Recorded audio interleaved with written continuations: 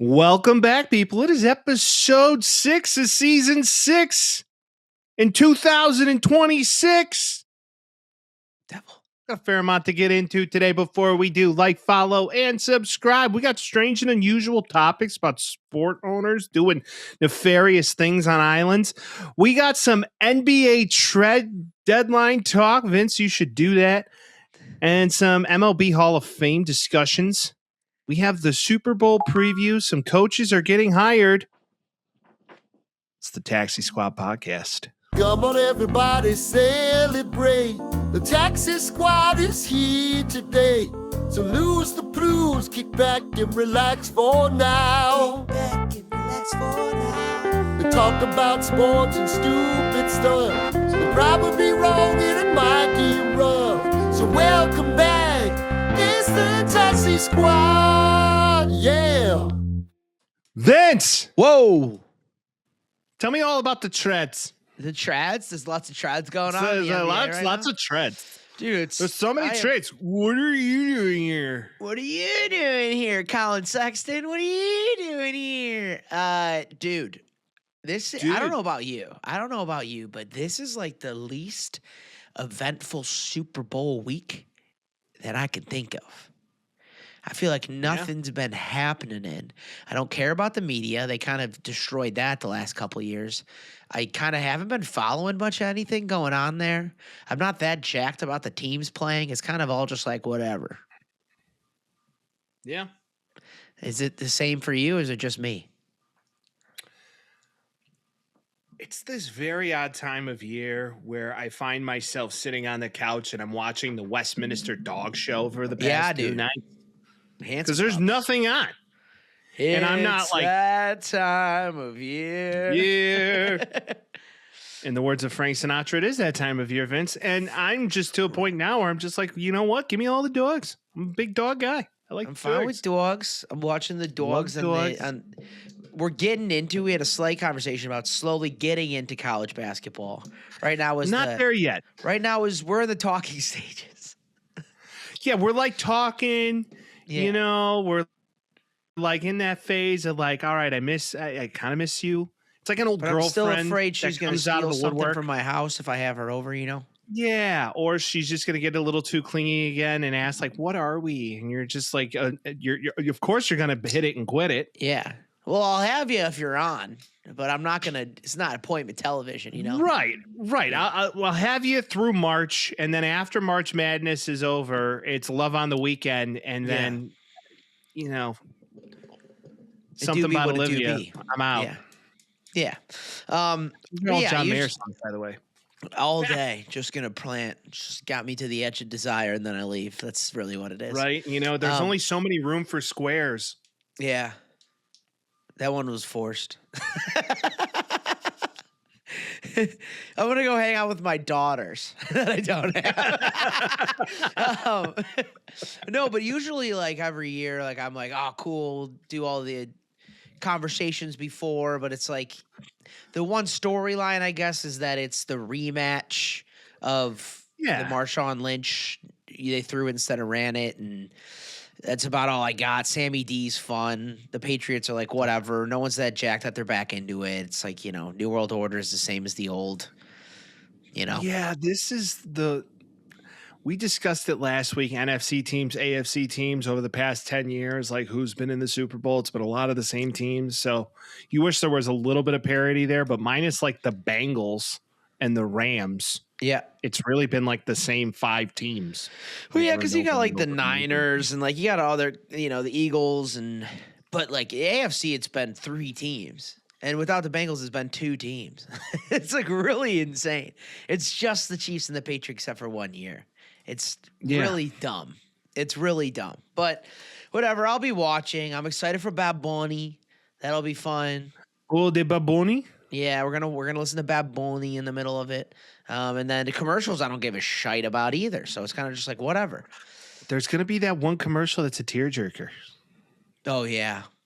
And then there's gonna be like Duncan with Affleck and Damon. It's gonna be like, oh, I love my Duncan. You're like, all right, that's fun. And then maybe the Dr. Pepper, baby, it's good and nice. Sure, that's on the way too. she's got it dialed. That was Oh my the God. best jingle I've heard in a long time. When I heard it, I was like, this is genius. And also, I wish I would have thought about it, you know? Mm-hmm. But who knows? Yeah.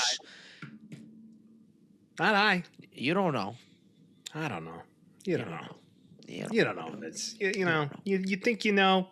But you don't But to your point, we're just waiting. We're just waiting until St. on Patrick's the world to Day. change. No, it was right there, dude.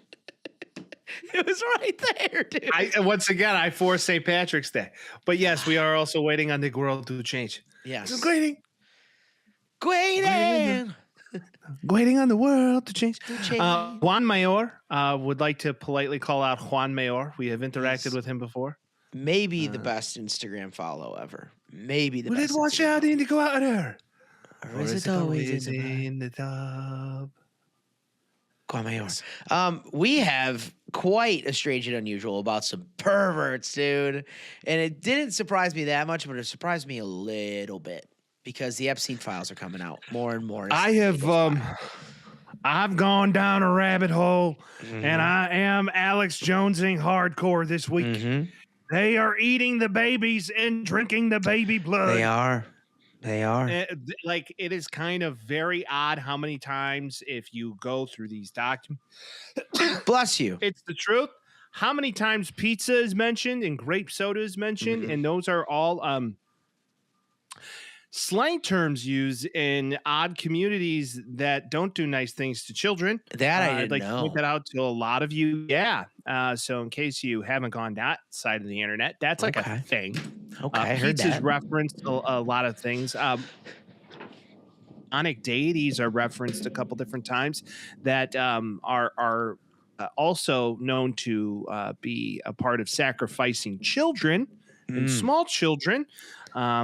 There is a lot of references with some very powerful people saying, oh, it was great to see that pizza in that position last night.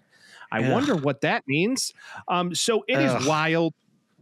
Amongst big names that are on these Epstein files, if you look at people like Bill Gates and Donald Trump and George Bannon and Bill Clinton and Hillary Clinton and you name it, they got it. Jay-Z and Beyonce is also on that list.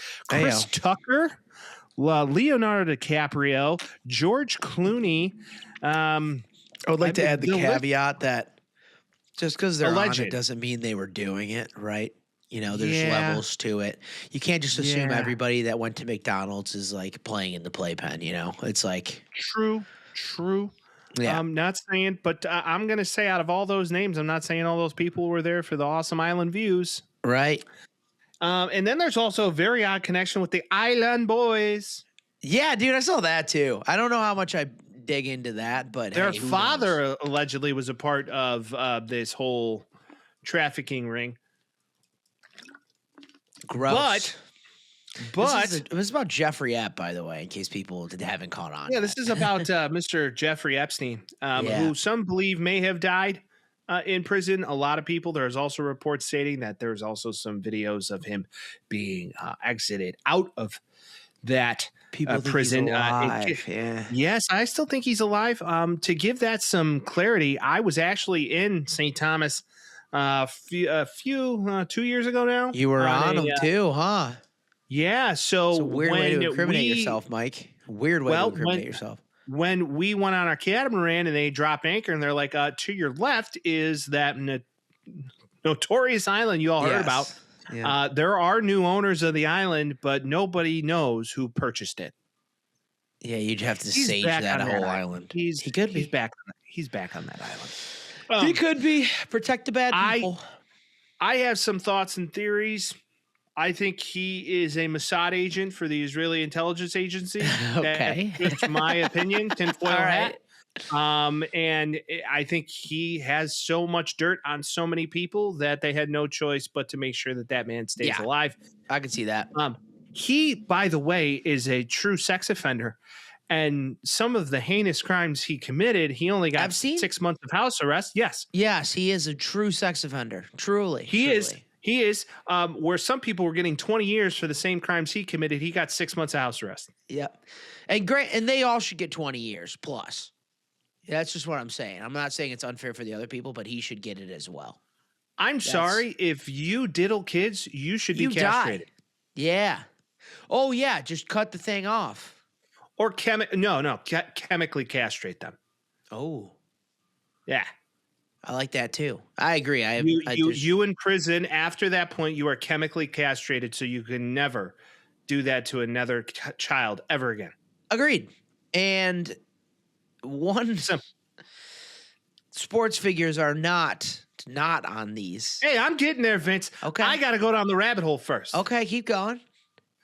So as I've gone down more and more of the baby eating rabbit hole, and they're drinking blood out of the children, there's a lot of very, very big people in power. And if you thought for a second that you voted for others, you don't. They're positioned. No. I'm sorry. So, yeah, and this kind of brings all of that to the forefront. I would like all of us to believe that in this dimension we are so living in, this shit is real. And all those conspiracy theories aren't so much of a conspiracy anymore if you do enough homework into 3.5 million pages of these documents, which is truly insane. That is insane. How does it relate to sports? Some of you want to know. Well, I'll tell you. There's about, 6 predominant NFL and NBA and professional sports owners on this list. F1, yeah. Steve Tisch, co-owner and chairman of Most notably Steve Tisch, because he's got some shit in there, dude. He's got some shit in there. Most notably Steve Tisch, shout out to Richard, show the financier appearing to connect a producer with women for dates. Tisch's messages to Epstein include lines like, "Is she fun?" and "Is my present an NYC?" After Epstein described one woman, a Tahitian, speaks most French exotic. Tisch said, Tahitian? Working girl. Tahitian. Working girl, he asked. One of the emails sent by Tisch said he was in an NFL meeting. Tisch admitted Friday night that he and Epstein had a brief association, and we exchanged emails about adult women. I love how they have to specify to say they're at. They have to, for sure. Tisch's connections are from emails, not criminal charges. Public documents focus on communications and social introductions, not evidence of illegal activity. Okay. It's like that scene in Chappelle's show. It's be like, oil. Yeah. Oil. Bitch, you cooking? Yeah, let's get out of here. Knocks the water down, runs out of the room. Yep. Casey Wasserman, chairman of LA28, the agency executive, sent messages at times highly flirtatious with Ghislaine Maxwell in 2003 about real estate massages. Discussing the massage, Maxwell said there are a few spots that apparently drive a man wild and offered to practice them on him. Ooh. He later said his desires include you, me, and not else much. In a statement on Saturday, Wasserman said, "I deeply regret my correspondence with Ghislaine Maxwell. That happened long before her horrific crimes came to light." Well, I was going to say, that being said, he can say that to her. She's well of age. Well, she's one of them. Ghislaine Maxwell, I don't know if you know this, her dad actually was the owner of all the textbooks that were in major U.S. schools for 30 plus years. Them scholastics, though. So all those history books, real things happen, by the way. So there's Casey Wasserman. Todd Boehly, owner of Chelsea and part owner of the Los Angeles Dodgers and Lakers. It was appeared to show Boehly had 2 meetings with Epstein in 2011. Okay. List goes on. Paul Allen, late owner of the Seattle Seahawks and Portland Trailblazers and part owner of the Seattle Sounders. Craziness. Josh Harris, co-owner of the Washington Commanders and Philadelphia 76ers, Jersey Devils, and Crystal Palace, and new WNBA franchise in Philadelphia. Yep. Emails between Harris and Epstein's assistants. Occasionally, the two men directly show Epstein's repeated attempts to schedule an invite for Harris to meetings. Harris mostly dodged those meetings, but did attend one breakfast meeting. Yep. So he's kind of on the fringe. Yep. David Tepper, Carolina Panther. Take that hat Tepper off. crops up twice in Epstein's inbox with the redacted sender calling the Panthers owner very smart and very funny in an email to Epstein. And another man asking Epstein if he knew Tepper. Proving to Stephen be Ross. neither. Proving to be neither, that guy. The worst. Stephen Ross, who doesn't know who he hires, the NFL owner and real estate mogul, is mentioned several times as a friend of Andrew Farkas, the billionaire real estate developer with whom Epstein co-owned a marina in the U.S. Virgin Islands in 2009. Epstein asked Farkas where he was, to which Farkas responded, "I'm at the Dolphins Jets game with Steve Ross." Several emails to Ross and Epstein were conversed in early 2010. Epstein seemed curious about it to ask and connect with someone regarding Steve Ross and the related group and a very interesting investment. So it seems like this guy was trying to 10X all the time, the best way I know how. But this list goes on. Robert Kraft, owner of the New England Patriots. Steve Bannon sent Epstein an email about Kraft's day spa charges, which were later dropped, to which Epstein responded 90% inaccurate. Wow, he's okay. Epstein also said in a text, "You need to know about a past issue with Kraft that may come to light." Kraft hired Florida lawyer Jack Goldberger, who was part of Epstein's legal defense team after he was first charged in 2006 in his 2019 prostitution case. Crazy. He has a lot of people in here. This is why I gave the caveat earlier, because some people are way more incriminated than others. Well, Steve Tisch, dude, he was up to some shit. He had to be. All the stuff I read, I'm like, oh my God. Enough so that the Giants are like, we're looking into this because we can't have this on our books. Like, we knew the nature of the things that were going on. We're probably never going to get a full truth on it, but goddamn if he's not connected, Mike. Goddamn if he's not connected. Dan Snyder, former owner of the Washington Commanders. So now we have two Commanders owners on this list. Yeah, I didn't read anything that he did bad with him, though. And I want him to be bad because he's the worst. A helicopter flight is approved that the sender believes is tied to the football owner. He's featured in 2016 emails being moved from dinner and preview to preview only for an event, whatever that means. Snyder is also mentioned in a 2020 email about an inquiry from a TMZ reporter about a rumor for Snyder's arrest in connection with the Epstein-Maxwell investigation, to which an unknown person will respond, "Insane." There are also blank pages with letterhead from former team executive John Kowalski, who, according to his LinkedIn, worked for the team in 2012 and 2015. Okay. Ron Burkle, part owner of the Penguins, former majority and former founder of the NWSL Wave, has ties to Epstein Circle date back years and was named in an Epstein lawsuit unsealed in 2024. Burkle is listed in a lawsuit as many of people, including Trump, who had knowledge of Epstein's sexual desire for minors. An FBI tip in the documents from 2020 encourages investigating Burkle. Fucked up. Gross. There's a photo of Burkle, Epstein, and Bill Clinton. Okay. Oh, Ziggy Wolf, owner of the Minnesota Vikings. Yep. Wanted to buy Epstein's home in Paris. That's really not incriminating. Right. That's just a man trying to purchase some property. Allegedly, Sammy Sosa is mentioned as having attended a party at a castle in the Hamptons in the mid-2000s that was also attended by Epstein and Donald Trump, but that's just hearsay. So that's what all of this, a lot of it, but when it's written down in an email, you're like, well, that's what I'm saying. How much of it is ruthless business owners trying to gain another investor for whatever they're trying to do? And then how much of it is these guys are nefarious dogs trying to... It's got to be 90-10. He was working. He was like, all of this is not going to be about that. He doesn't have an email that's just like grossperverts@gmail.com. It's like, send them all to here if you're trying to be a gross pervert. Like, it's mixed in with all the other disgustingness.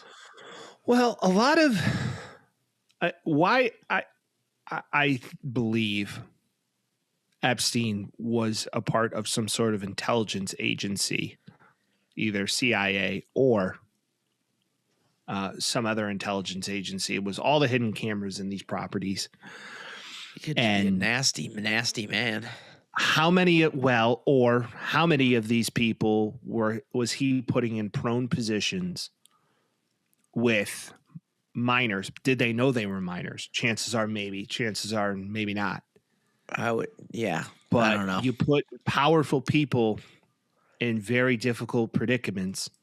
Now you have power over them. Yeah. Oh, yeah. And now you get them to do what you want them to do. Otherwise, you're going to have to pay the piper. Right. So there's a lot of incriminating things here. And then what's just weird about all these things, the temple, very weird. The odd references to pizza and cherry or grape soda, very Yeah, odd. I mean that's news to me right now. Lot of references to that in these documents. And then there's also a lot of reference to just, I mean, of course, money. And Right. Well, a that's lot of money changes hand and investments, and a lot of money's gone through him, and a lot of money's gone from him in many different ways. That's a known commodity. I mean, he was managing money for a lot of people, so that'll happen. And then also disgusting, nasty, how horrible does things the will happen. math professor get into this? You know, it's like his money and his fortunes. That's the thing. I don't understand the connection between that kind of stuff. It's like I said, he was working for somebody doing something. And then you think about like all the pictures that he had made or paintings he had made, like George W. Bush with the Jenga towers and the paper plane. There's also a painting done of George Clinton in a blue dress. Bill? I didn't see that. Oh, yeah. Google it. Okay. Google it. Bring it up on screen if you want. Bill Clinton Epstein blue dress. It exists, and they were all found in his home in New York. So once again, just incriminating things. Oh, what the fuck is this? What are we doing? Show them. Show the masses. What are we doing? Yeah, that was found in his home. That's Craziness. wild. That's so wild. So there's a lot of things here. He had a lot of dirt on a lot of different people. Yeah, for sure. And there's Mike's Epstein rabbit hole. I need the not that one. Glockenspiel. That's a conspiracy hour. The more you know. This podcast. Oh, we haven't gone down into a really good conspiracy for a really It's long been a time. while. I'm happy we got the opportunity to do that. Okay. If you're here this long and you're curious to know more about the Epstein files and you'd either that or just want to give us your own theories, 312-725-2107. Or maybe you just got a silly little sports take. I was going to say, I don't know if I want to be like the number one podcast for the Epstein. They were drinking the baby blood. Robert Kraft was getting handies on an island. I was like, you can make your own as like a side project if you want.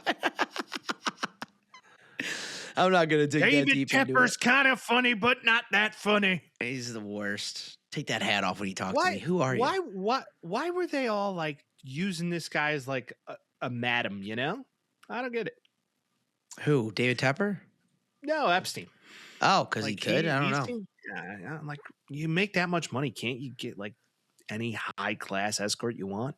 Probably. But they're not Probably. toddlers like they want it, so nasty asses. Fucking Gross, nasty asses, dude. nasty ass. Well, Vince, there's a trade.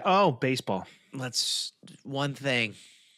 The one thing. I don't know why. Hall of Fame. It's Hall of Fame talk, this whole pod. Hall of Fame for the MLB. They do this now on Super Bowl week for some reason. I've never understood it. Carlos Beltran, who we talked about last week. Andrew Jones, famous White Sox outfielder Andrew Jones, and Jeff Kent all make the MLB Hall of Fame, clearly omitting, yet again, Mark McGwire, Barry Bonds, Sammy Sosa, all the guys that brought the sport back. They said, fuck it.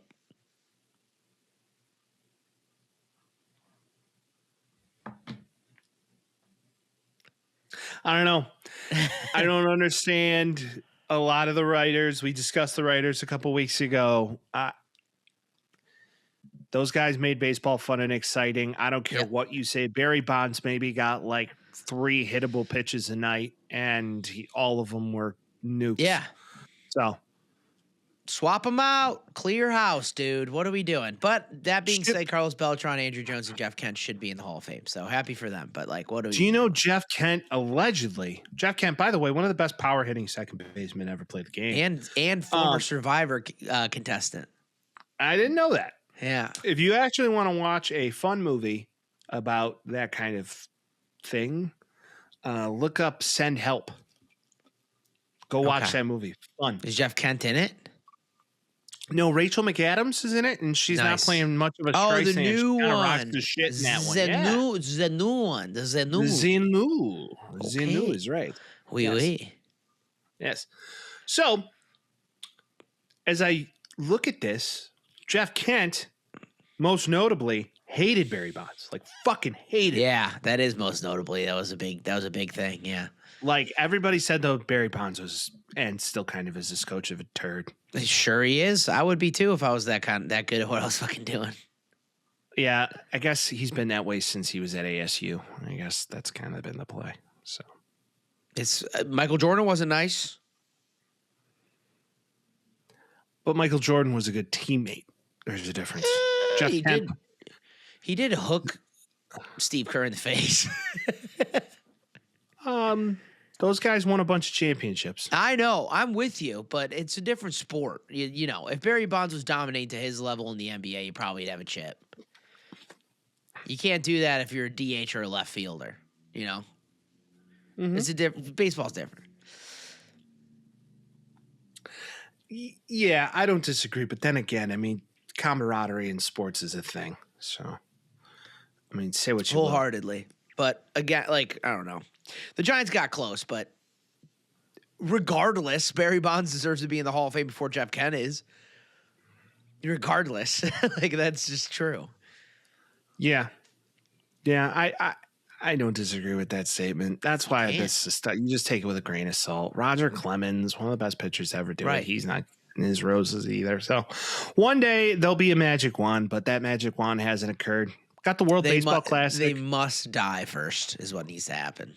They gotta die, you know. But everybody's like, "Well, Carlos Beltran deserves it." Does Carlos Beltran deserve it? He was on a cheating roster, right? If we're gonna go like, don't be, but he got in as a player, so does that count? Because he was a coach on that team. Okay, still knew what was going on. That's what I'm just saying. You know, is there differences? Who knows how long it was going on? Because what he was the coach of the Mets, or was supposed to be the coach of the Mets, and then that all got canned after all that cheating. That was the whole thing. But, you know, cheating in baseball is as old as the game itself. So call it what it is. Cheating in any sport is as old as the game itself. Yeah. You know? Call it what it is, man. But we have stuff going on right now for players right now, Mike. And it's NBA What are you going to do? It's NBA trade deadline, dude. What are you going to do? What are you going to do? Some guys got to go. Some guys got to stay. And I would like to say that I am proud of the Chicago Bulls. I have no idea what they're doing. This is the first bit of pride that I've ever had. You know what they're doing, Mike, is something different. And we haven't seen this in a long time. They do the same shit and try to go 500 forever, and they say, screw it. We've been talking about getting rid of Vucevic for 2 straight years. It's happened. He's a Boston Celtic. Bulls get back Anthony Simons, a favorable second-round pick. The Bulls just taking second-round picks left and right now. They go further. So they made a trade for Dario Saric last week. They end up trading him and Kevin Huerter for Jaden Ivey and Mike Connolly from the Detroit Pistons and the Minnesota Timberwolves. Mike Connolly then gets flipped with Kobe White to the Hornets for Colin Sexton and Ousmane Dieng. I hope I said it right. Or Zhang. And 3 second-rounders. Gives them 4 second-rounders. They have now a team full of guards, just completely full of guards. And their tallest guy is 6'9". So, congrats, that's fine. The reason I'm cool with it is because they needed to get rid of salary quick, and what they did is traded for guys on big contracts that are expiring at the end of the year. They're trading for young guys like Jaden Ivey that you want to keep, and now they have Ayo Dosunmu, Colin Sexton, and Anthony Simons are all on the trade block again if they want to get rid of it before, I guess, today's deadline on Thursday. That's what they're doing. They're opening it up, and they're getting a bunch of draft picks, and they're having trade fodder if they want to. And I love that because they've just been keeping guys on full contract and going 39 and 41 or whatever it is every single year, or 40 and 41 or 40 and 42. It's sustainable, but it's not good. And they've been sustaining that for 10 straight years. What are we doing? What's crazy is they could have a lineup with 2 IOs in it. How? Who's the kid who's from Chicago? IO, what's his name? Dosunmu, yeah. Is that? Oh, okay. Never mind. All right. You can have Io and Ivy. You could do that. Io and Ivy. Okay, there we go. I don't know why he's named. I mean, I get it, but Kobe either White. way, you get rid of Vucevic, nice. Kobe White, I'm going to miss him, but he's on the Hornets now. We'll see how that ends up working out. The whole Kobe White, they're just going with the biggest guards they can find. Like, grab a 6'5" shooting guard, LaMelo Ball 6'7", playing point guard for him. Good riddance. Across the rest of the league, James Harden is traded yet again. I saw a tweet yesterday. So James Harden gets sent to the Cavs for Darius Garland in a 2nd-round pick. Darius Garland, high draft pick, pretty decent, not amazing. Go to the Clippers. He's probably going to play well. I saw a tweet that was like, James Harden reportedly upset in Cleveland, requests a trade. Because that's how quick it's going to fucking happen. Because every single place he goes to, he's like, send me somewhere else, please. New waters for me. Is it a needle mover? I don't like it for him in the playoffs. Well, I mean, this doesn't help the Cavaliers at all. Not really. You get a subpar defender at best. And a good scorer when he chooses to. But not all the time. He's become just complete pariah at this point. Like, it's like, oh, remember when he was good? But that's been a long, long time. And he put up 50 in a game this year. And you're like, cool, he can do it once every 15 games when he's healthy and doesn't care going. to. He makes his money. He shows up and he does the minimum and he goes to strip clubs and throws his money around. And which is, hey, by all means, but then show up the next game and play well, So I don't love it for Cleveland. I think they want to change it up a little bit, but now it's the Donovan Mitchell and James Harden show. So they're going to score 150 points and play 0 defense. That's what they're going to do. Mm-hmm. And hey, they got far last year and they can do it again. But the East got stronger, Mike. Did it? Trae Young got a friend over in Washington. The league's most disastrous franchise as the Washington Wizards get Anthony Davis from the Mavericks, who's been on the trade block. He goes there. They also get Jaden Hardy, D'Angelo Russell, and Dante Exum, former top 5 overall pick. I want to say top 3. And the Wizards get Middleton, the Mavericks get Chris Middleton, Marvin Bagley, 2 firsts and 3 second rounds. Nice. So for Luka, you get Marvin Bagley, Chris Middleton, a couple firsts. Yeah. Not a great trade. Not a great trade for the Mavs overall. Okay. Gross. And then Jaren Jackson Jr., 2nd overall pick formerly, best defensive player in the league for sure, goes to the Utah Jazz that are kind of mixing it up right now. Lonzo Ball got traded there. He got waived. And they get 3 first-round picks for Jaren Jackson. The Grizzlies get 3 first-round picks for Jaren Jackson, meaning that they traded Desmond Bane in the offseason too. They got 7 first-rounders for those 2 guys. Luka Doncic and Trae Young, 1 first-round pick for those 2 guys. That's the most cooked trade of the century because LeBron's going to retire, and then the one piece in Cali is going to be Luka, and that's not going to move the needle. And you'll keep Reeves. No, they'll be fine. They'll keep Reeves, and I don't know if Dalton Connect wants to stay, but it's just crazy that you could trade Jaren Jackson Jr. and Desmond Bane, get 7 first-rounders, and Luka and Trae Young are worth 1. That's just not true. So it's like, how do you value first rounds? I don't know. The Bulls have 15 second-round picks now, which I don't know what they're going to do with it. But what they did, essentially, is cleared out all of the money and open up their cap space in the offseason. So you have to anticipate good moves coming this next year. You have to. For the Bulls? Yeah. Oh, God. Yeah, that's like saying that, Well, that's the thing. Like, they're going to fill their cap because you gotta. So if you have to, then you have guys that you can sign. They're going to have nobody on contract. You're going to have Buzelis. The Bulls have never been capable of getting any free agents ever. Yeah, I mean, yeah. But They'll get the guy that everybody else passed on, and they'll be like, "See, we tried." It can change. It's not like the White Sox though, because they have to give him It's the Bulls, Vince. I know. I'm just saying, like, sign Carmelo. We couldn't sign D Wade. We got until Carmelo it was too for late. a day. Yeah, we couldn't.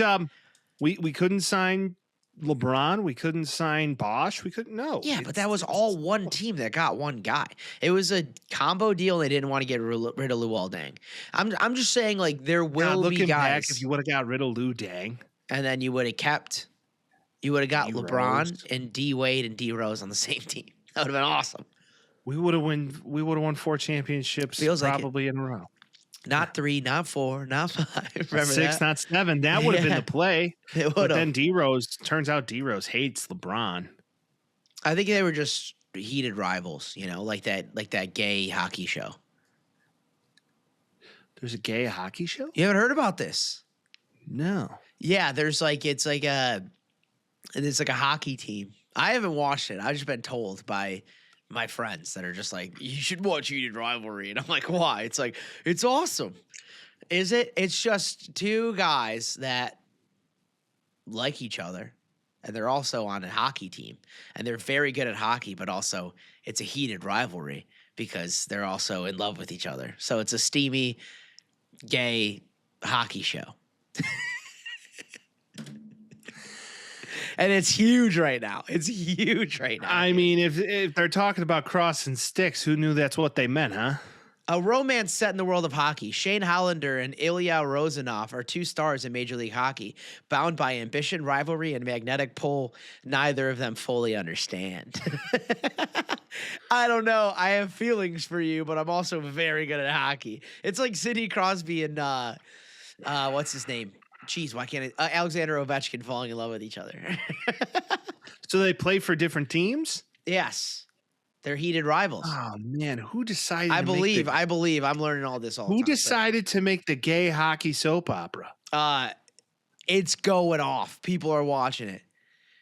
Oh God, I think it's mostly for the gays and gals, to be honest. Oh, it's gotta be. Yeah. It's just like, look at these hot hockey guys that love each other, but also they play hockey. Like, I think that's what it is. And it's popping off, Mike. All right, Vince. What else is popping off? Are the Bucks going to trade Giannis, or what's going to happen here? So that's the conversation now. Giannis. We have a lot of guys up there. You're on John Morant watch. You're on Giannis watch. You're on Zion Williamson watch. These are all teams that have either already started getting rid of people or bringing people in. So, oh yeah, here's another thing. Jared McCain goes to the OKC Thunder for 2 first-round picks or 3 first-round picks, one or the other. Okay. Which is a great pickup for them, but it's just like now they're even deeper. So I don't know what the hell you're going to do if you're any other team playing OKC now, because they still have first-round picks after that. So they're all in. They're like, fuck it, let's win 7 in a row. Be the greatest dynasty ever. You can if you want to. Some people are saying that the Minnesota Timberwolves are posturing for Giannis right now after dropping some guys. They have some openings on their team. Giannis and Ant would be fun. That's the talk. Cat's going to stay how are you at gonna, home. New York's not making any moves. Did you see the most zesty shit from Cat the other day? It was like that man. It's all the time. It's constant. It's talk about. I love it, dude. I've come full circle. The room's turning because awesome. of the gayness. It's awesome, dude. It's NBA's heated rivalry. I love it. Yeah, exactly. Don't follow me. Oh my God, it's the worst. So you think no, it's the best, dude. It's the best, dude. He's the best. You had to plug Giannis. He's going to the probably Timberwolves. Minnesota. I don't know though. I don't know if he's going anywhere. If you look at the betting odds, it's staying put, and number 2 is the Chicago Bulls, and then number 3 is going to San Francisco and playing on Golden State. Do you think the Bulls are trying to move all these pieces around in the shuffle deck to get them? Or I don't think so. But people are so Giannis bought property in the Chicagoland area recently, and he says he loves the Midwest, and he says he loves Milwaukee, and you're like, all right. I don't think that has anything to do with him wanting to come to. He was also seen recently at a Greek Orthodox church. Oh, so maybe he's going to get traded to Greece. Chicago. Oh, okay. No, he was in a Greek Orthodox church in Chicago, which there's a lot of them. So Yeah. Oh, there's a ton of them. Yeah, but it's everybody's saying. All right, this guy said it on Twitter. This is just so dumb. I've been told that Giannis is signing his kids up for private school in Chicago. There's some social media posting around it, but my buddy heard from his buddy, and his buddy doesn't tell lies. His name is literally Honest Hank. There's a photo he showed. That's what they're saying. So the rumors are flying. There's nothing behind it. The Bulls have to make a deal or they're not.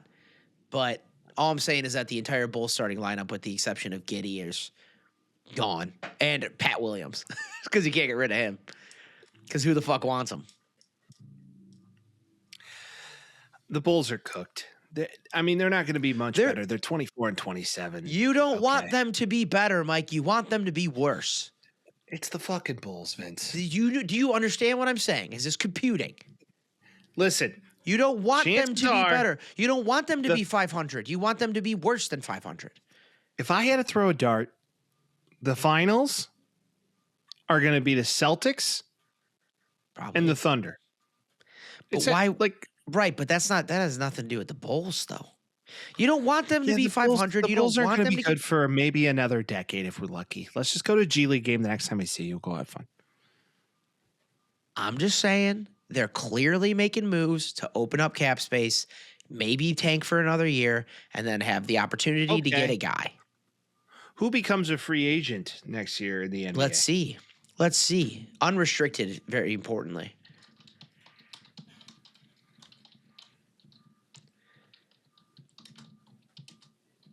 Here we go. NBA is probably an important thing to add on there. We're looking at, drumroll please, LeBron James. Nope. CJ McCollum, Chris Middleton, Kristaps Porzingis, Tobias Harris, Anthony Simons, John Collins, Terry Rozier, Vucevic, Barnes, Powell, Sexton, Yusuf Nurkic, Zach Collins. Nobody for worth a shit at all. So. Okay. So there you have it. Awesome. Yeah. Happy we had this talk. Clear. Dude, you're acting like they're going to be good next year. That's stupid. Be bad for a couple years. Get some draft picks in. Do you understand how drafts work? So when you're bad, yes, bad. Yes. Okay, so Vince, no, hold on. I know how drafts work, but the drafts haven't been worth the shit. We don't draft well. If you're worse, you have a bigger percentage to get a higher pick. If you're worse, and if you're not as bad, then you stay in the middle, and then your percentage is less. So if you're 500, you're worse because you're never going to get that low. But if you're worse than 500, you're going to get higher in the draft. Is the idea? Here's what's going to happen: you're going to have this young talent, okay, in Montaz Buzelis, who's on a rookie contract right now. He's got 2 or 3 years left? Something like that. Yeah, he's on his second year right now. So he's got 2 or 3 years left. And then from there, he's going to do his very best to move the needle to get some things going, right? And then from there, you're going to waste his prime. Then you're going to trade him. Maybe. I've seen this movie before. Yeah, but he's 2 right now? Okay. His prime's when he's 28, to be honest. Okay, Vince. I'm just letting you know. 21. He's 21 years old. And again, you don't have unlimited salary space in the NBA. So they're going to fill it up just like they did with Levine and DeRozan and all of them. But you want to have better players on the team. So if you tank for 3 years, you get a couple good guys, you sign a couple people, and Matas is 25. How is that bad? I get it. It's just, It's nice to see a plan. It's nice to see a plan because you don't want them to keep being. Plan. How do you know? Clearly they do. Okay. They're selling the house. Okay, so if they keep all the guys, then they suck. And if they get rid of all the guys, they suck. You got to at least give them credit for doing something. No, I agree. Hey, at least you're doing something. Regardless if you're pushing or pulling the rope, you're doing something. Yeah, they've been freezing the rope for years. What are you going to do? It's a thing. Yeah. It's a thing. All right. Fun times, and maybe another trade's going to happen after we release this. I just get so frustrated with the fucking Bulls. It's just I'm with they're always in this perpetual state. But no, they're not. Purgatory. No, they're not. Basketball purgatory. This is what I'm saying. Now they're not. Now they're making moves to be bad so they can be good. You're not in purgatory if you got nobody on your team. Yeah, I get it. That's the thing. That's the thing. They're doing something. The thing. The thing is the thing, Mike, and that's the thing. Okay? Mm-hmm. Remember that. Don't forget it. Don't forget it. Don't you forget it now. Don't you forget it. In college, Nebraska lost, and Illinois has a bunch of Eastern Europeans. That's all I got in college. Yeah, I like U of I, man. They're a fun. strong team, and Purdue beat the piss out of Maryland last week, so that was kind of cool. They needed to. Yeah, they needed. They definitely needed to. Yeah, and I'm just excited for the tournament to start. I'm going to Waste Management this weekend. Heyo, golf guy. Oh yeah, Mikey golfs. Yeah. Mikey golfs more so. Mikey drinks. About to be a fun old time. I have no idea who's even playing. Golfers, Mike. No shit, Vince. I don't know which ones they are. I just hope they have fun, you know? You're not going to take Brooks Koepka. All right. What are the... I don't think any of the big wigs are playing. I think Ricky Fowler's in, which I do like Ricky Fowler. Swag king. He's rocking a hell of a mustache right now, and he always has some jazzy-ass fits. So I'm always down for jazz fits, dude. Scotty's playing, Mike. Is he now? Xander Schauffele, Hideki Matsuyama, Sam Burns, Ben Griffin, Brooks Koepka, who I don't know if you heard this news. He's out of the Saudi league. He's out of LIV. He's no longer a LIV golf guy. He came back to the PGA, and the PGA he has to give like a big chunk of money to charity to come back. They have like a couple of rules for that. They're like, all right, if you're coming back with us, like you gotta right the ship. So giving money to charity, all this shit. He's like, I'm done with this. I'm finished with this. So I can see a lot of people doing that. But Scotty, Brooksy, I say you put some money on Brooksy, dude. Feeling good back in the PGA. Come on, Tail Brooks. Yeah. Yep. I view this as I'm just hope they have fun. I don't really have a dog in the fight. I'm going on Sunday. You're gonna watch golf, right? Yeah. You're going on Sunday? Sunday. Oh, that's final round. You're going to watch the winner, dude. You got to watch some golf. Well, yeah, I'm going to watch the winner. So Friday and Saturday are most notably known for just a drunk fest. Yeah, yeah. And last year I went, it was assholes to elbows, and I was like, this isn't so much fun. Yep. But Sunday is kind of the pocket because it's like, what else are you doing in the day on Super Bowl Sunday? True. Nothing. I didn't even think about that. You're doing nothing. So I'd much rather have my weekend, Friday, Saturday, go fuck around. I got one of the boys coming into town. We're going to go rock. It's going to be fun. Shout out to ZP. So ZP and I are going to just be running around, doing hood rat shit. We might go to Supercross, dude. There's Supercross in town this week. Go see some real hood rat shit. I'm down. So it's going to be a fun weekend. I'm looking forward to that. And then from there, dude, Sunday we got a surprise for our listeners. We're gonna be at the 16th hole on the Loge. Ooh. Oh yeah. The Loge. Yeah. Dude, the Loge, dude. What you know about the hardware and stuff? No. Loge? Or some department stores. You talking about Loge? Some may call it stores? the Lodge. It's the 16th hole where there's like a complete open bar and free food that's included in your ticket.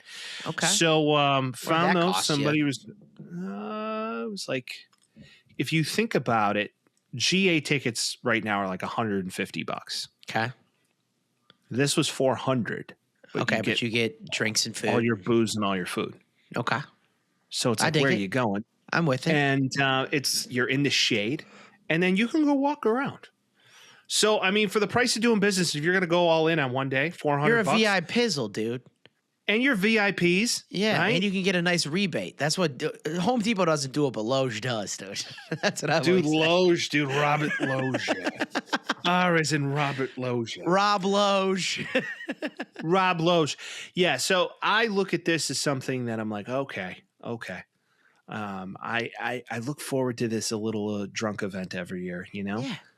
Hell yeah. I mean, $400, if you think about it, if you spend, you don't have to justify it to me, Mike. I'm with you. But no, like truly think about it. I'm not justifying anything, but if you think about it, for an event like this, it's like $150 for the ticket on a good day, and then you're gonna drink, you're gonna eat. Yep. So, and I don't do things half-ass. You're at the end of the course. You're gonna see the winner walk through. It's a thing. Yeah, it's a real thing. Why shoot high when you can shoot low? That's what I say. That's the whole point of golf. give me a little. Hey. We shoot loge. All right. The NFL, dude. It's the last week. The final NFL. Well, kind of the final NFL segment of 2020. Yeah, we're going to talk about free agency like next week. And then it's going to be the draft. Yeah, I know. And then the draft. I get it, but it's like truly the last game, and I'm sad. Yeah. And football's over. And it was a fun season, people. Yeah. That's why I'm like sad I'm not excited for this. Yeah. What are you going to do? Do you know? Sorry, go ahead. Like the 3 teams that were favored to be in the Super Bowl before like the season came, like, so the odds before the 25 season. Give me the top 5 teams that you thought were in that list. So who had the best odds? Philadelphia.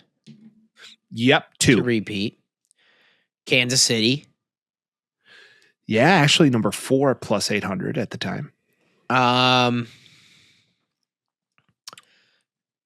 Baltimore? Baltimore was actually number 1. Whoa, okay. I like them coming into it. So I got 1, 3, and 4. Is that what you said? Mm-hmm.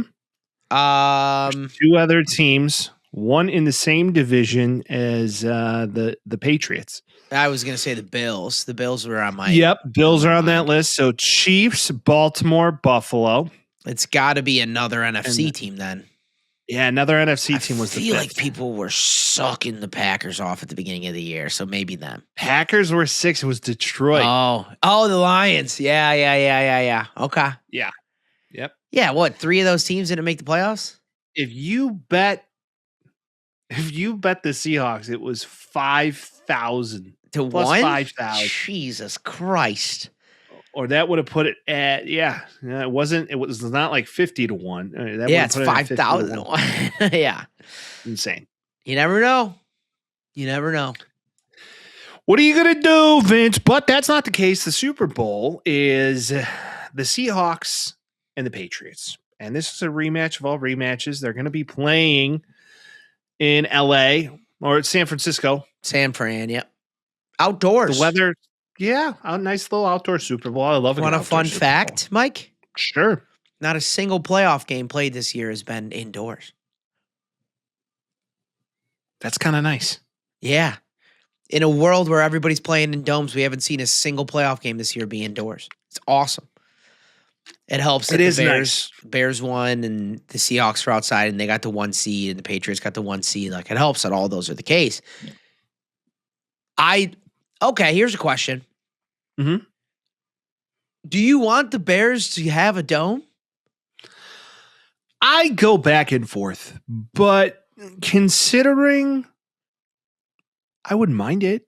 I mean, especially as a fan, if I could go sit in 70 degrees, temperature-controlled stadium in the middle of December as a Bears fan and watch my team play and be happy and be nice and toasty, and then, have a parking lot that makes sense, and, pre-start my car before I walk out there, and all the things. If I could do that, awesome. I just think like identity. You think cold weather teams, you think Packers, you think Bills, you think Bears. Yeah. Used to be Detroit, and then they succumbed to it. Bills are building a brand new stadium, no dome. Love that. But it is like all the technology that would keep it from having wind gusts and like there's like temperature controlled areas and like awnings to keep snow out. And the field's heated properly. Like, that's the thing. I want the Bears to either do a Lucas Oil and make it retractable and then just never put it up unless you're doing like a concert, or don't do a dome and then have all of that technology and have it all heated and then do it that way. Because I don't want to lose the snow games. I don't want to lose them. I mean, Vince, let's face it. If it was a retractable dome, they ain't opening that shit if it's snowing. They should keep it open for any. They should have a rule that it's only what's the retractable. Point of it being retractable? Concerts. No. Yeah. No. Come on. No. Why not, dude? Out with the new, in with the old. Listen, you have Mr. Kevin who's at the helm. Okay. Yeah, Kev. Big Daddy Kev, yeah. You got Kev who's at the helm. Yeah. And then you have Kev at the helm. He did the thing in Minnesota. He's going to do the same thing in Chicago. Whether that's in Arlington Heights or at this stage of the game, Indiana, who fucking knows? No, fucking nowhere. Keep Soldier Field. I wouldn't disagree with the fact that a dome, I get it, takes kind of the lore. Steals some identity. Just you think like Bears, and then you see the Bears come, and you're like, dude, I hope it's 0 degrees when the Rams play them. You think Detroit gives a fuck? Detroit's like, yeah, let's play inside. I love it. Maybe with that run game, they probably would have won a couple more games. I doubt it. I don't feel as if it's that big a thing. Now, I heard some Mike Florio, who's an analyst, I think for NBC Sports. He claimed what's his website called? What's his website called? I don't know. PF Pro Football Focus, PFF? Pro Football, yeah, PFF or Pro Football Talk, PFT, yeah. It's one of them. So he is claiming that in the next 5 years, he could foresee neutral site division and I saw that AFC championship games, which I personally believe is absolute bullshit. I don't think I don't think he said it. I think he said he would prefer that. I don't think he said they're talking about that. Did he? Because if they are, that's bullshit. Who gives a fuck if you win the number one seed then? Where there is smoke, usually there is fire, my sure, dude. But every other sport has home field advantage. You should give home field advantage if you win. It completely disintegrates the point of having a regular season. Who gives a shit if you clinch a playoff spot, then just stop.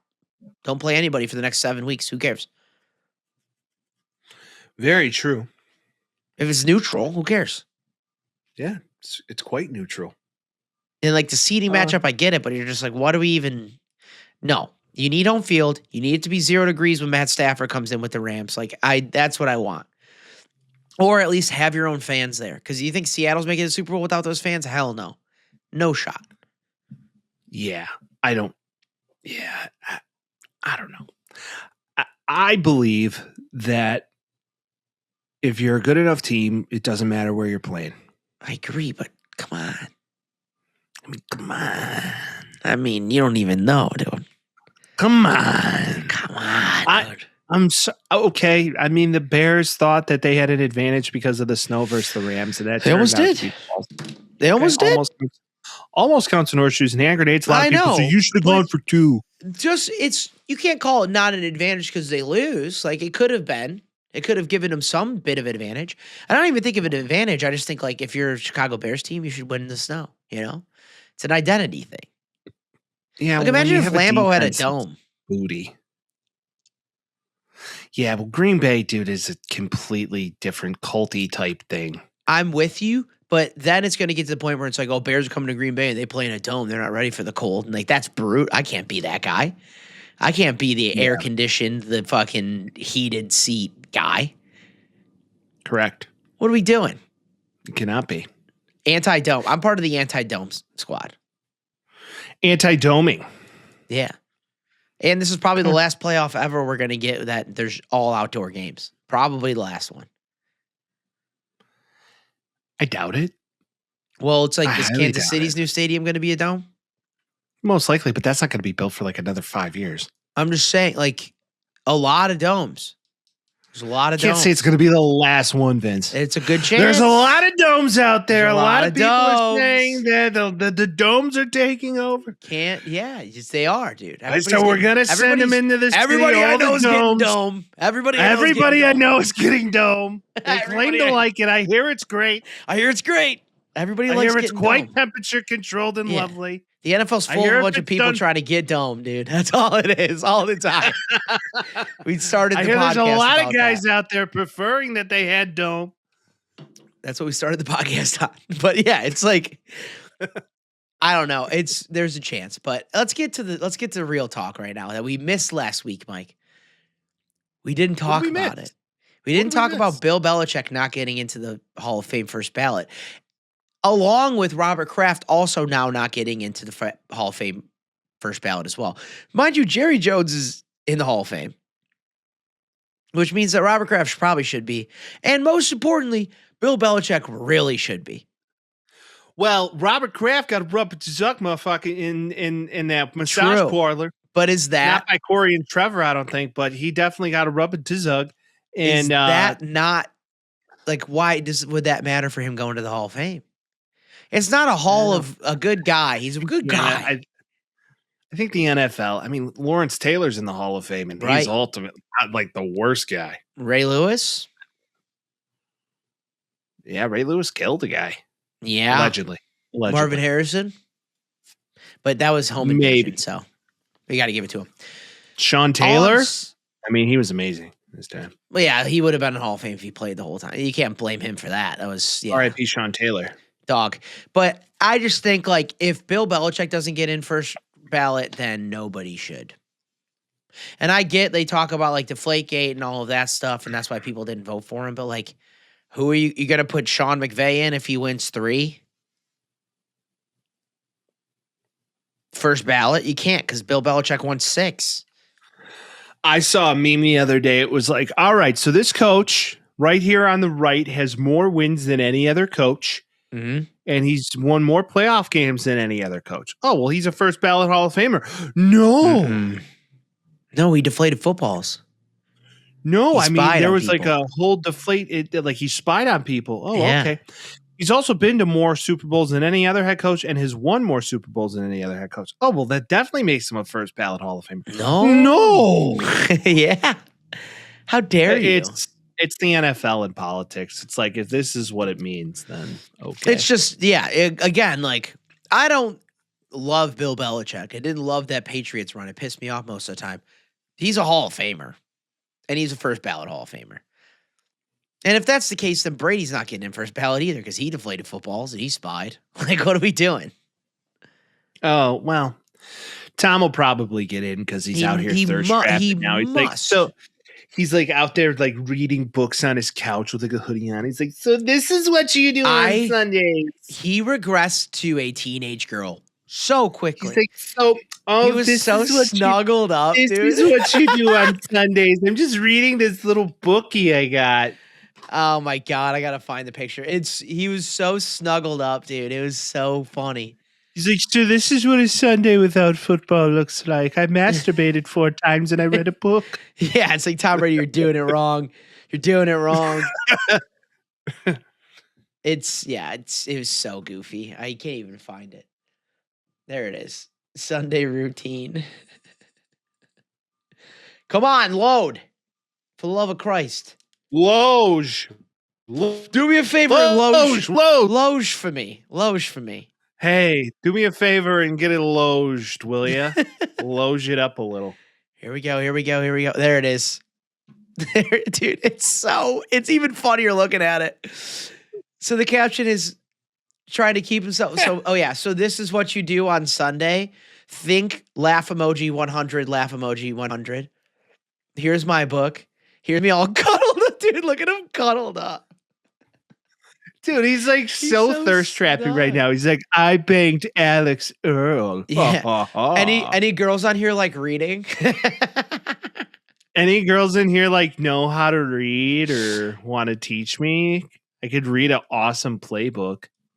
It's too good. It's too wonderful. But hey, whatever, man. He's a retired 46-year-old man. He can do what he wants. He can snuggle up. He looks like he's 18. So that works. Well, plastic surgery and divorce will do that to you, you know. True. Either going to make you worse or make you look better. Now, into players actually playing, Mike. Jay Glazer, hot report off the presses right now. Max Crosby's time with the Raiders is, quote, most likely done, end quote. No. Yeah. No way. They were saying he's going to stay. I saw someone say, like, hey, Clint Kubiak comes in here and gets Fernando Mendoza. The Raiders can go to Super Bowl next year. Time the fuck out. But no. first and foremost. No, that's not happening. Correct. If you are Clint Kubiak and you come in and you're like, all right, I have no offensive line. Yep. I have maybe one of the best defensive players in all of football sitting right here saying, I don't want to be here anymore. Yeah. Right. I don't want to be here anymore. All right, dude. We'll put something together to make you happy, ship you somewhere that you can go do something. Then you get a slew of draft picks, hypothetically. If I'm a brand new head coach, I want the slew of draft picks. Yeah. I'm going to rebuild this thing from the studs out. I'll draft my quarterback. If that's Fernando, great. I have a running back piece that's halfway decent. Now I got to go out and, see who I'm keeping, see who I'm not keeping. And from there, you just roll it. I'm with you. I mean, you have the commodity, and he's 28. Like, his best years are right now. So if you're not competing next year, which they're not because they're horrible, they were one of the worst teams I've seen in my lifetime, truly, last year. Like, go do that, send him somewhere. And it was funny because the edit had him in a Dallas Cowboys uniform. I'm like, man, I wish there was a guy that could play for Dallas that's like a really good edge rusher, and maybe he's a max contract, but he's a top 3 defensive player in the league. I wonder if they could have found a guy like that. That would be cool. You're like, oh, yeah, they had him at the beginning of last year. They literally had that guy already. Like, what are we doing? Selfishly, I want him to be a Bear. So that's where I'm at with it. I don't know that we're the team for him. There's a lot of cost, but he likes the Bears, and he likes Caleb. It's not up to him. I know. It's the business decision, right? I'm just saying there's a lot of cost. Send him DJ. Send him 2 picks. We're all right. Yeah, dude. Maybe. I don't think DJ and 2 picks gets it done. 3 firsts? Okay, but why mortgage your future on a guy who's 30 years old? I'm saying 3 firsts is like, no. That's a lot of like firsts. Myles Garrett, maybe, but no. Yeah, I mean, Max Crosby's top 3. Okay, but can I go draft a kid in the second round like Mike Green, which would have been great for Crosby, us? Though, come on. Don't even start with that. Mike Green getting double teamed every pass rush? No, he's not. No, he's not, Mike. You can look up the stats. He's not getting double teamed every pass rush. That's just not even true. Okay. Had a very productive year. He's good. He's not Max 41 Crosby. tackles, 17 games played, 3.5 sacks, 1 fumble recovery. Yeah, that's not Max Crosby. I'm not saying it is, but he has a trajectory. I believe that Mike Green is good. I've said this since day one. But you're getting a plug-and-play guy that can get you 12 sacks next year. Yeah, okay. I think, if anything, you need to focus on the interior line before you need to focus on the exterior, because what's your problem? Anti-Andrew Billings right now, dude? Andrew Billings needs to stop eating. Yeah, that's true. And anti-Gervon Dexter, dude? Gervon Dexter thought like it was going. I thought Gervon Dexter was on the road to becoming like a guy. And a monster, proved to be like, not so much of a guy. Little poo-pooed. But hey, who knows? He can come back and do it again. There's going to be a lot of things to answer. We got Byers leaving. Brisker's out. Do you re-sign him? There's a lot of decisions to be made. But hey, Max Crosby might be on a new team next year, and hell, it might be the Cowboys. And I don't think it's going to be the Bears. I could see the Cowboys being like, "Here's a bunch of shit." Should have just kept Micah. The package is going to be the same. It's going to be the same package. So you're just taking in the package and then sending out the package in the same way. Well, Jerry's going to say, well, Michael was not the right person, and now we have. He wasn't hanging enough dong. Wasn't hanging enough dong. I got to see that piece before you're about to play on my line. Jamie Foxx is like, leave me out of it. Why are you doing this again? Yeah, Jamie Foxx is like, yo, what's going on? What the fuck? I'm excited for the Super Bowl, man. But to your point, there's been some coaching movement before we talk about the Super Bowl. Brothers. Yeah, the Kubiaks. Another Kubiak looks to be placed, which is interesting. But yeah, Mike LaFleur. Elmhurst College Oh, Graduate. Yeah, played no quarterback at shits. Elmhurst College in Elmhurst, Illinois. Okay. Is now the head coach of the Arizona Cardinals. Well, bold move, Cotton. We'll see how that works out. I just like that there's two sets of brothers right now coaching at the same time. I just think it's funny that they're like, all right, you're up 21-3 at the half. Yep. Do you run the ball and try and just get the clock moving, or do you jinx it? Depends on your situation, right? man. He's like, who are you talking about right now? All right, you're playing the Bears. Yeah. Okay. This guy looks weirdly like you. Yeah, this guy looks oddly like you, but you're not him. Oh, all right. All right. Yeah, I think it's a smart hire, but who's going to be the quarterback? That's the age-old question. Is it going to be Kyler Murray? I don't think it's going to be. I don't think it is, too. I think he's good as gone. You're in a situation where it's uncomfortable and you don't have much besides Trey McBride. Really. What else are you going to get? You have Trey McBride. You have Maserati Marv Jr. And who is he good? Defense that, yeah, he's good. I think he's a. Is he as good as he's supposed to be? One. Yeah. If he's in a real offense with not with a pew pew pew pew. Yeah, Jonathan Gannon. Who's the D guy? Right. Who's the D guy? And I think he'll figure out Kyler. I think Kyler in that system actually kind of makes sense. I don't know. I think that ship sailed, Mike. Where's he going to go? The Jets? Yep. Okay, good luck. See, Justin Fields made the Pro Bowl, Vince? Did you watch any of that? What? The Pro Bowl? Yeah. Oh, it happened? Yeah, it was last night. It was Tuesday. What happened? What'd they do? I don't know. They played flag football. I think it was like 62-58 or whatever. Who won? I think the NFC did. Well, I guess they've stopped like, okay, like all right. Yeah. The NFC won. Yay. Hooray. It was in San Francisco. I have a squirrel moment. Have you heard of Jairus? What's his name? Jairus Johnson, Mike. No, can't say that I have. Okay, so this guy popped up on my Instagram the other day, and when we said brother, it jogged it right into my memory and how angry I was when I saw this guy. He has a song called Hell Yeah, Brother, and it's unbelievable.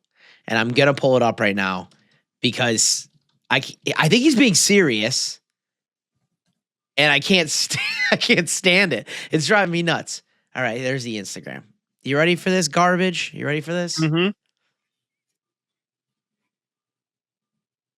Let's unmute it and start it over again. Oh, you don't have the sound. Okay. Can you pass me another? Hell yeah, brother. We getting lit as a mother. Oh. Hell yeah, shit yeah. Fuck yeah, brother. Hell yeah, shit yeah. Fuck yeah. Fucking hell yeah, brother. Hell yeah, brother. I love that it's all Harley guys. Hell I love that it's all Harley shit guys. Yeah, fuck yeah, brother.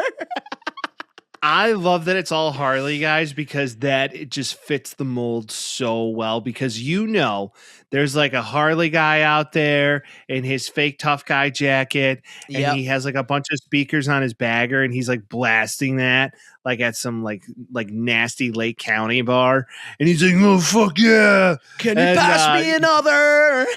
Yeah, fuck yeah, brother. All right, you want to go through some comments here? This would headline the Coworker Music Festival. If Sons of Anarchy was a musical, this is what they want at the Super Bowl instead of Bad Bunny. They wrote this after the AA meeting at a Denny's. Hell Hell yeah, shit yeah, fuck yeah, brother. There's the lyrics for that song. It is truly a lyrical prowess of It unlike the scene. blew my mind when I saw it, and I was like, I have to share this with somebody before I go insane. But that's what I get on my Instagram, kids. Anyway, the Bears lost their OC, Mike. I saw that, Declan. Mhm. Declan, no. The Wonder Kid is gone. Yeah, Doogie Howser, Yeah, he offensive coordinator. I get why. No Yeah, shade to Ben, but he's like, I want an opportunity to call plays. 28 years old. He's old enough to be a head coach at this point. Like, let him go and do it. I know.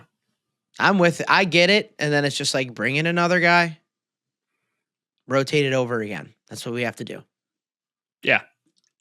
That's also why you keep a coach that can call plays, because he's not going to be leaving. Yeah. I don't disagree with that statement. I mean, Ben's going to call the plays. He'll slide in somebody else. Bieniemy is gone. Mhm. I don't know if you saw Matt Nagy took the job as the OC in New York for the Giants. Don't love that I for don't them. I don't know what that. I don't know what that's going to do. It's Someone like, said, get ready to do your best. Remember when he used to say that? yeah, get ready to do your best and be you. Yeah. Remember be he you. had written a Yeah. be you. Be you. I don't know. He doesn't encourage me to be like, that guy's going to build and groom our young quarterback. No, It's 'cause he just, didn't there's do going it to with be a Mitch. lot of like hoorah going around with Harbaugh and Matt Nagy at the same Right. time. There's going to be a lot of like, you're whoever you want to be, like going around there in the Giants Like, locker. yeah. You got to, We're going to be whoever we want to be, man. Harbaugh's a guy, but he's also surrounded by a lot of really good coaches and really good play callers. And Nagy's done it well for 1 year and horribly for 2, and not great for Kansas City. And Kansas City got rid of him for Bieniemy. That might mean something. Little might mean telling. something. They were like, yeah, go ahead, go get a head coaching job. And then Andy Reid's like, can't believe he hasn't got a head coaching job. You're like, you got rid of him. Why did you get rid of him then? Mm-hmm. There's a reason Very for that. true. Very true. Okay. You want to talk about some prop bets for the Super Bowl before we Let's actually do talk it, about Mike. the game? Let's All do right. it. I got some fun novelty props. Gatorade? I don't see the novelty props on that one on this one. Intrigue. Yeah. Intrigue. Because you gotta go. I see national anthem length over under 119 and a half seconds. Who's singing it? No idea. Let me figure that out. 119? Mm-hmm. So that's the thing. I usually know all this shit. Like, Charles Puth. Charlie Puth? Yeah. The guy who tells you why things are like so like Ear candy? Yes. He's he's a like, wonderful oh producer. yeah, because these sounds okay. So got the Gatorade colors. 119 seconds. I don't think he's gonna hold it out long. He's not that kind of guy. So I would say under. But go on. I would say, yeah, I would lean under for Charlie as well. The Gatorade odds right now, orange is leading the charge. I get it. Yellow is second at 240 to 275. Blue at 240 and 300. Purple 700 to 850. Red or pink 900 to 1100. Clear or water 900 to 1200. And then no Gatorade bath. There's none. Plus 25 or more. That's gonna happen to either of these coaches. Michael McDonald's too young for Abel's like consummate Gatorade bath guy. I think we won the Super Bowl. Gatorade bath, was it green or red? I can't tell, but I know it was delicious. Orange makes sense because it's not a primary color of either team. Yeah, I thought like the lime green would be cool for the Seahawks because it's kind of in their colors, but I would assume that they would do a color that doesn't apply to each team. But they it's always they're looking at the odds and they're going to choose day of and be like, let's just do the one that's the lowest odds. Yeah, what are you gonna do? What are you gonna do? What are you gonna do, really? You know. If you're the Okay. NFL, Of what are you course, gonna do? coin toss. You got two options: heads or tails. Your call. I always go heads because everybody goes tails.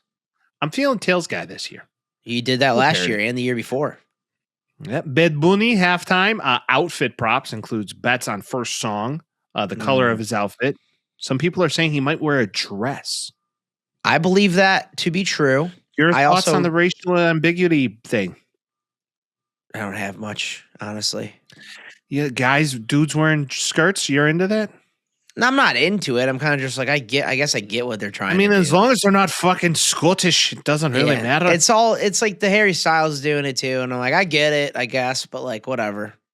Do whatever you want. I'm a consummate do whatever you want guy. Bad Bunny's actually not a halfway decent actor, by the way. So is Action Bronson.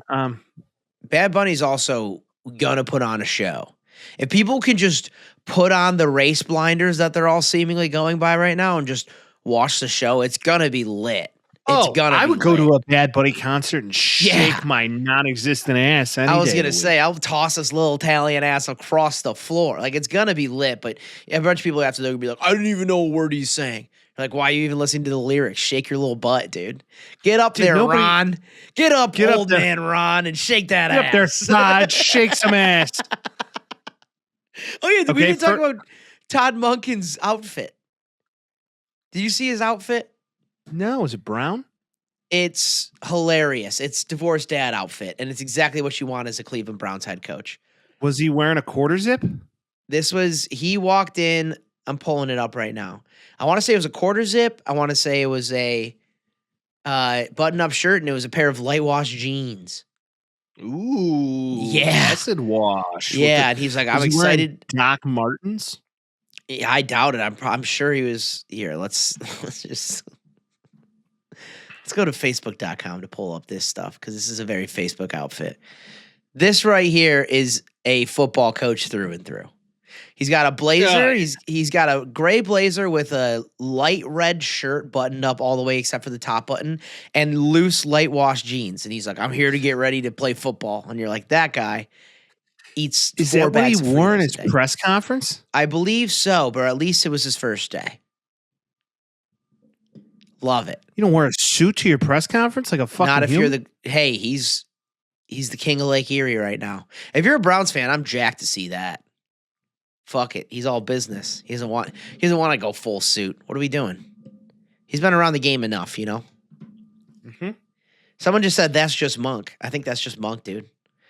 Dude, that's just Monk. Okay. When I'm wearing something that people don't like, I'm just going to be like, hey, that's just Monk. I don't know what to tell you. That's Monk, cuz. 6'7". That's what it is. It is what it is. What What are you going to do? First to score, Seahawks or Seahawks. Okay. Total touchdowns, 2.5 each side? For the whole game? No. So Each side. Yeah. So, yeah, I mean, they're good defenses, though.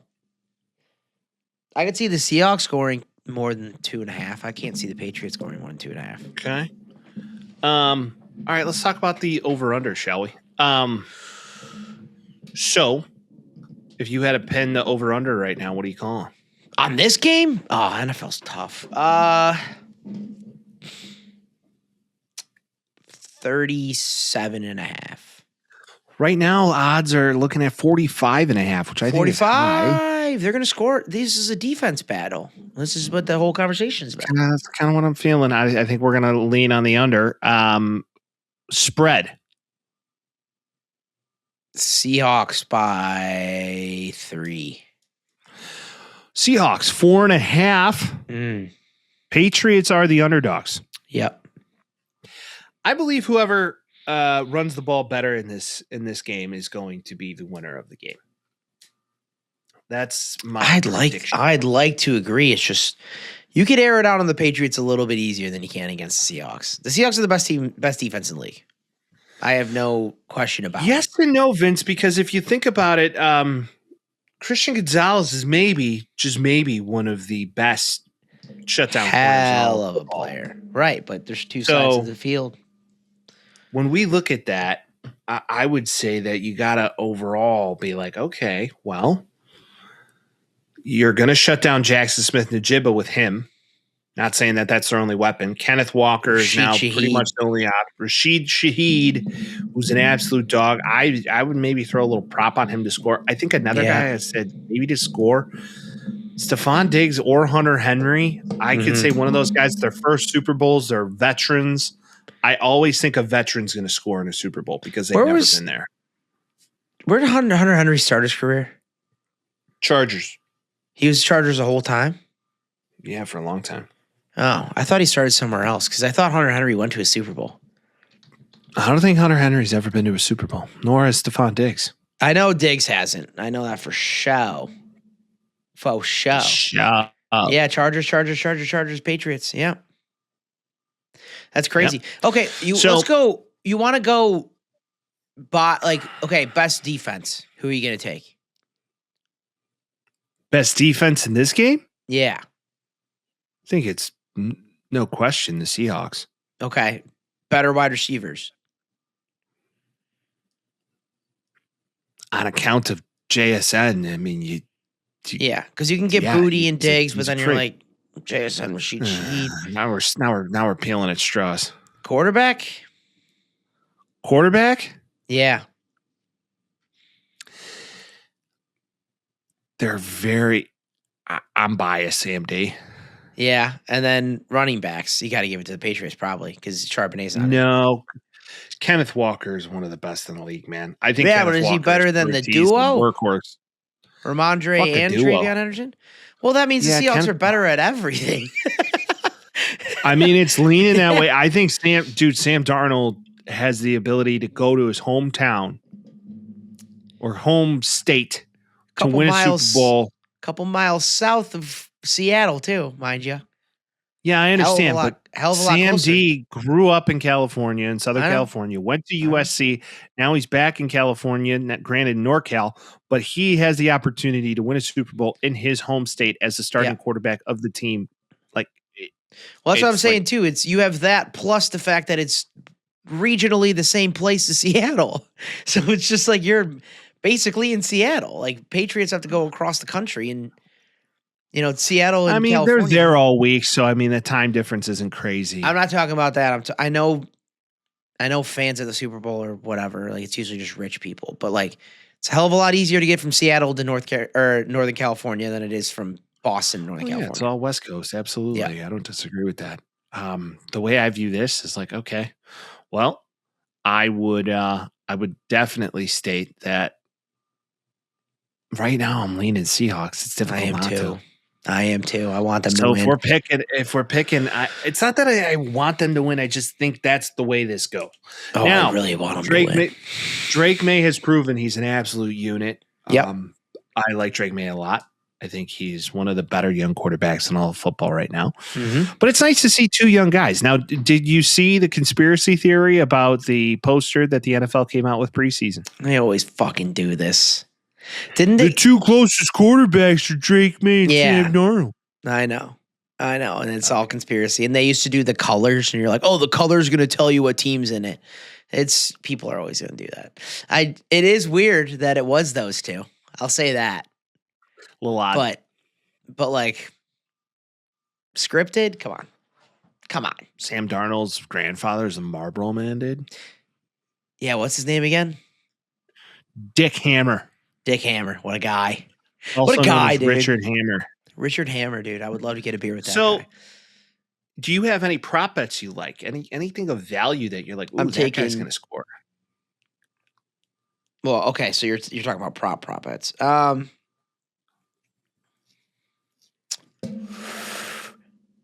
you bet on if the game is tied or if it's a one-score game and the Seahawks are within 3 yards, they're going to run the ball? Because I'd bet that fucking 100 times over. But I know you can't bet that. So I would say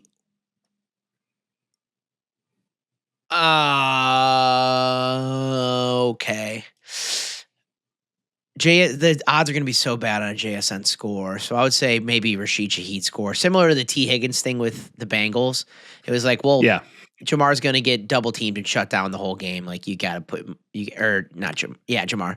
Like you got to put money on T. Higgins to score a touchdown. So I would do that probably. I would do Probably a Travion Henderson touchdown. I know this is tough. I would go defensive props. I'd say turnovers, whatever that's at. I'd take the over on that. I think there's going to be a couple turnovers in this game. Okay. Because your that MVP? defensive line, though, on Seattle versus I know they've had a decent line this Leonard year. Williams is a freak. Big man. And that Patriots line is young and not great. They've been good. They've been serviceable. They're not great. Like, this team's going to eat lunch. MVP, the quarterback of whatever team. It's probably going to be that.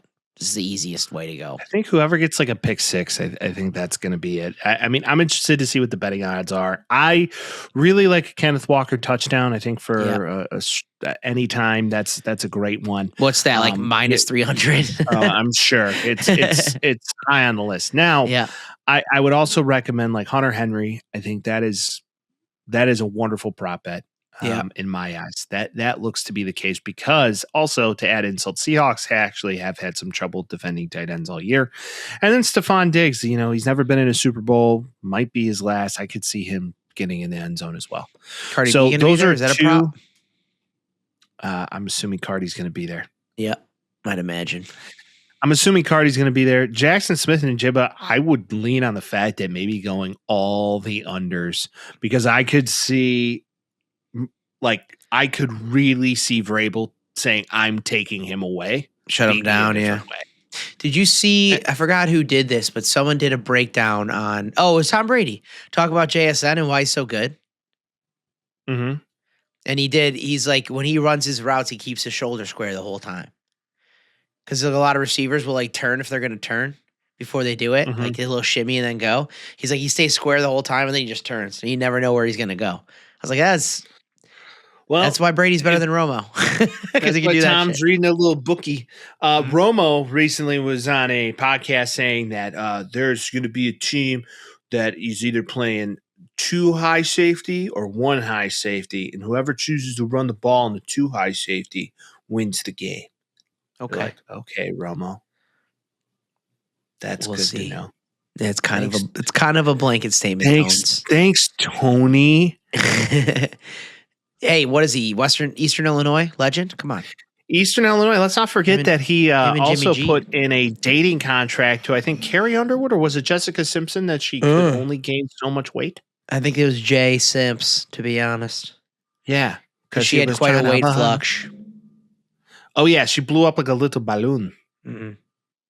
She blew up the balloon. Get some food in you, Jess. She did think chicken and tuna were different or the same thing. So chicken to the sea. Make the point. Chicken to the sea. Have you seen that Audi and Cadillac are back in F1? Oh yeah. Well, Caddy's never been in F1, but Audi's back in F1, and it's impressive. Interesting. I could see that going. It seems like a perfect market for Audi, to be honest. Framber Valdez to the Detroit Tigers in agreement. Finally. $115 million. Dear Lord. Oh, shit. And they're keeping Scoops? I guess they're keeping Scooby dude. That pitching stat's pretty fucking good now, dude. Yeah. He was the only player left in free agency that was in the MLB top 100. So, good on him. Yeah, shout out to an AL Central team spending money. What a concept! Hey, I met the hitting coach. I know. No, strength and conditioning coach. Yeah. We'll see what this team's going to be. We'll see. We'll go Sox. We got time. We got time to talk about those boys. We got all the time in the world, baby boy. Well, I mean, there's our Super Bowl predictions. I'm excited. I'm excited. I'm sad. Touchdowns. Love me some Super Bowl. Bad Bunny. Snacks. Those are the 3 things I'm looking forward to. Okay. Your top Super Bowl snacky snack. Buffy Chicks dip, dude. Need a Buffy Chicks dip. Rocks. Love like a little Buffy Chicks dip on there. I feel like there's got to be a thin crust tavern style somewhere. Somewhere around. Got to be Eat a couple 2-3 slices of a tavern style Buffy Chicks dip. Third thing. There's always like the French onion with the potato Little chips. FOD. Yeah. Little FOD. Okay. Yeah, a little I'm start picking fod. up. You know, what is it though about a little, dude, I fuck with a pigs in a blanket, dude. Yeah, I do too. Little P&B, a little pigs in a blanket. Give me Little brown or Dijon must. Oh, yeah. Little Dijon, dude. Mm-hmm. Or like those nasty sugar meatballs that just slap. Oh, the sugar meatballs are the cocktail with the meatballs. jam. You just put freaking disgusting grape jam and ketchup and shit in it. It's delicious. It's so good. It's so good for yummy. whatever reason, and they're like they're more breading than they are meat for whatever reason. Dude, yeah, it's just like it's just sugar and balls. You're just shoving sugar balls in your mouth, dude. It's delicious. Yeah, just shoving I don't sugar balls right in my hole, dude. I'll eat like 80 of those. Yeah, I will eat. I will ham those. Yeah, those are quite delightful. And then I mean, you can't go wrong with a charcuterie board, dude. Ooh, there's always some type of deli meat for sure. Or like party subs, dude. Give me a little bit of a party sub. I'll eat a little bit of that. Fuck with a party sub, like Mr. Submarine, Scottie Pippen, Scottie Pippen, Mr. Submarine. Maybe a beef sang. I mean, we could go on for hours. That's what I'm saying. But I'm just like, there's always dips. There's always chips. Do you think there's going to be a fatty that scores in the Super Bowl? Do we get a fatty touchdown? No? There's always that up there, and it's very fun, but I don't see any of these teams pulling gadget plays out of their ace. I don't see McDaniels pulling gadget plays out of his ace this game. I think they're playing it pretty square and seeing who wins. I think Kubiak is getting the head coaching job in Las Vegas. He already is. Yeah, confirmed. It's done. So I think he's going out with a bang at a bang. Yeah, but like usually you need to know there's like an athletic guy out there. Like Taylor Decker did it, Sewell did it. They both did it with the Lions. Matt Nagy loved doing shit like that. Like I haven't seen them be too gadgety and playful with it. And you don't like when they play with. I don't like when teams play with their food. So it gets me all sketched out. Don't play with your food. 2 minutes left in the game. Seattle's up on the 3-yard line, and they say, "Fuck it, let's throw it to a lineman instead of running the ball." And then it runs it back. Christian Gonzalez runs it back to the house. Could be. No, that would be horrifying. That would be horrifying. What's so funny to look back on that video, they have like ref audio of after they decided to throw it on the 1-yard line. Yeah. And basically the game was decided if you hand it to Marshawn. The one ref looks to another and goes, I don't get it. Why didn't he hand it to Lynch? Yeah. Everybody in the world. A lot of people claim that Russ is such an egomaniac that he wanted he changed the play. Some are saying that. That'd be so garbage. That would be so garbage enough so to just get rid of him the next year. Be like, I don't want him. You can't change the play at that point. Stick with what's good. I'm telling you. Ooh, did your bald guy head coach get a head job? What's his name? Buffalo guy. Dayball? Giants guy. Yeah. No, he did not. I don't think B. Rye did, but I think he's an OC. I think he's an OC now. Oh, yeah. It's the Titans hired him. Yes. It's Robert Sala's putting together a team full of former head coaches. Kind of smart. Yeah, I mean, if they're all, yeah. Because I typed in Titans DC and fucking Titans for DC superheroes. It came up. Gus Bradley, former Jaguars head coach. Yeah. Okay. And then Dayball, former Giants head coach, and Saleh, former Jets head coach, all on their staff. Good work. Bold move, Cotton. See how it goes. See how it works out for him. All right, man. Well, I'll start partaking in the gay hockey show if you do, and we can have like a weekly update. We'll have a heated rivalry gay hockey of our show own. vibes. Yeah. GHSVs in. What's that? GS gay hockey show vibes. Yeah. Oh, okay. I'd also like to point out Brockmire's on Netflix, and if you've never watched Brockmire, please do. Fantastic. Okay. Baseball. Yes, sir. All right, people. Well, as always, we thank you for joining us for another lovely week of the Taxi Squad podcast. If you haven't yet, like it, follow, share it with a friend. Of course, call in, air it out. Give us your thoughts. 312-725-2107. And of course, we give you some fun new content. Last week, I was going to post it, but I'm not gonna lie, the vibes were not checking out. Vince was a little sleepy guy. Dude, it was midnight in Orlando. Dude. Vince just doesn't do road shows the way your boy does road shows. I can, but if it's not at midnight, why were we recording you at don't midnight? Know. Vince, you don't know. Because I had to go to dinner. I had to go do bada bing. Like he was a tired little guy. Like every video I went to go edit. Every video I went to go edit of us, you were just like, well, yeah, dude. So, yeah. If I could do a road show, Mike, if I could do a road show and we record at like 7, I'll be fine. It's just, it was too late. And I know that was of my own doing. Tired boy. It was too late. Sometimes people get tired, Mike. Okay. Oh, I would know there, Playboy. Yeah. Buckle up, Buttercup. Yeah. All right. Well, as always, we appreciate you joining us in another week of the Taxi Squad podcast. And of course, see you next week. Peace. Talking Tales with Mike and Vince. Oh, you know. Jazzy beats while we dispense. Yeah, you know.